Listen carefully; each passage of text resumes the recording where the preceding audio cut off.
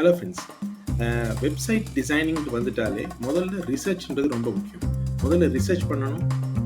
கிளையண்ட்டோட competitors websites எல்லாம் என்ன மாதிரி அமைஞ்சிருக்குதுன்றது நிறைய ரிசர்ச் பண்ணி அதுலேருந்து நிறைய இன்ஸ்பிரேஷன்ஸ் இருக்குது. இந்த இன்ஸ்பிரேஷன்ஸ் எல்லாத்தையும் வச்சுக்கொண்டு நாங்கள் வந்து ஒரு வயர் ஃப்ரேம் க்ரியேட் பண்ணணும்.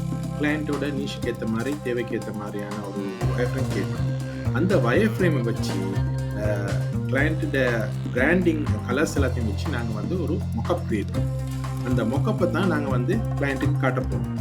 அந்த காட்டி அதை அவரை அப்ரூவ் பண்ணதுக்கு அப்புறம் அதுக்கு பிறகு தான் நாங்கள் வந்து ஆக்சுவலாக டிசைனிங் வேலையை ஸ்டார்ட் பண்ணுவோம். முதல்ல ரிசர்ச், அது கம்பெடிட்டர்ஸ்ட எல்லாத்தோட இதையும் ரிசர்ச் பண்ணி பார்க்கணும். அதுக்கப்புறம் அதுலேருந்து ஒரு இன்ஸ்பிரேஷன் எடுக்கணும். அதுக்கப்புறம் வந்து வயர் ஃப்ரேம் க்ரியேட் பண்ணணும். வயர் ஃப்ரேம் அதுக்கப்புறமா அதை வச்சு ஒரு மொக்கப் க்ரியேட் பண்ணணும். அந்த மொக்கப்பை தான் நாங்கள் வந்து காட்டணும்.